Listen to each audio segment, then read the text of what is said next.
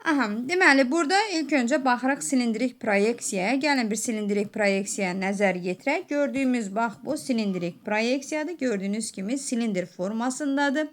İkinci isə konus proyeksiyasıdır. Konus proyeksiyasıdır.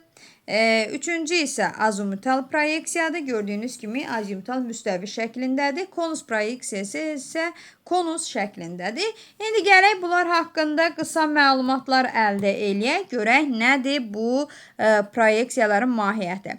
Burada verib ilk öncə silindrik proyeksiya haqqında məlumat. Görək silindrik proyeksiya hansı məlumatı əks etdirir özündə. Baxaq, deyir ki, qlobus şəffaf silindrin içərisinə yerləşdirilir. Yəni, bir şəffaf rəngdə silindir götürürük, onun içərisinə qlobusu yerləşdiririk və bu zaman yer səthinin ekvator boyu əraziləri silindrin səthinə toxunacaq və toxunma hissəsində demək olar ki, bütün xətlər təhrifsiz sıfıra bərabər olan bir xətlər olacaq ki, buna biz sıfır təhriflər xətti və ya sıfır təhriflər nöqtəsi adını verəcək. Əgər xət boyu uzanırsa biz buna sıfır təhrifli xətlər, yox, bir nöqtədə toxunursa buna sıfır təhrifli nöqtələr deyəcək. Silindrik proyeksiyada da bu sıfır təhrifli xətlər ekvator boyunca müşahidə olunur. Silindrik proyeksiyada ekvatora yaxın ərazilərdə sıfır təhrifli ərazilər, elə ki ekvatordan qütblərə doğru getdikcə uzaqlaşırıq, artıq orada demək olar ki, təhrifli zonalar ortaya çıxacaq. Silindrik proyeksiyalarda demək olar ki, əsasən dünya xəritələridir, ekvator boyu ərazilərdir.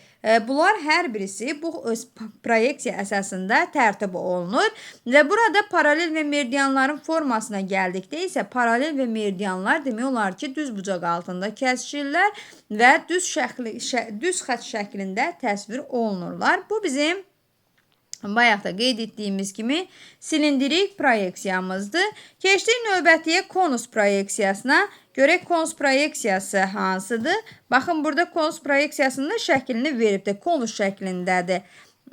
Konus proyeksiyasında demək olar ki, xəritə tərtib olunarkən yer kürəsi konusun səthi ilə 60 şimal enliyində kəsişir və bu paralellər boyunca təhriflər olmur və buna da sıfır təhrifli xətlər deyilir.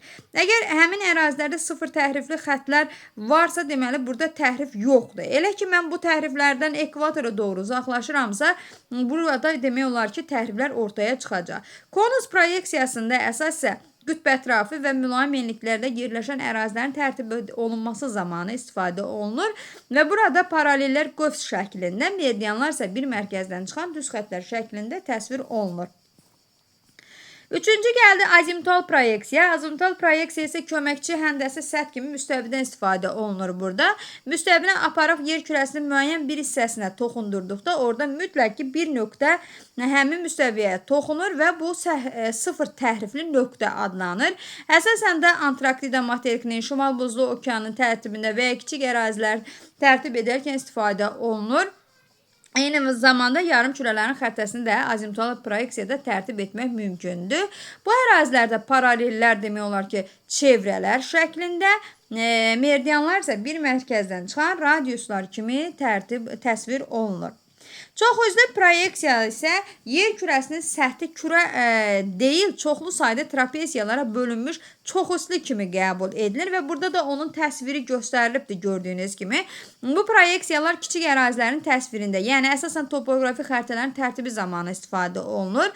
Kiçik ərazilər də bilirsiniz ki, tərtib olunan zaman bütün obyektlər orada öz əksini tapır və burada əgər bütün obyektlər öz əksini tapırsa, demək olar ki, burada ümumiləşmə və ya generalizasiyadan söhbət gedə bilməz.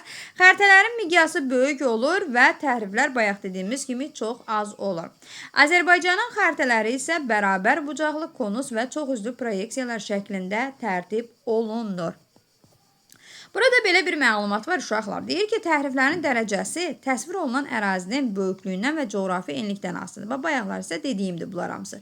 Xəritədə təhrifləri müəyyən etmək üçün sadə üsullardan istifadə edilir. Məsəl üçün, uzunluq tərhifi özünün meridian və paralellərin arasındakı parçaların uzunluqlarının müxtəlifliyindən göstərir.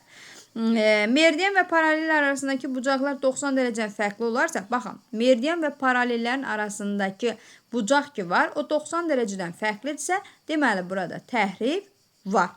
Yəni, əgər biz deyirik ekvator boyunda meridian və paralellər 90 dərəcə bucaq altında kəsişirsə, burada təhrif yoxdur. Amma elə ki, o 90 dərəcədən fərqli bir bucaq alınırsa, deməli burada təhrif ortaya çıxır.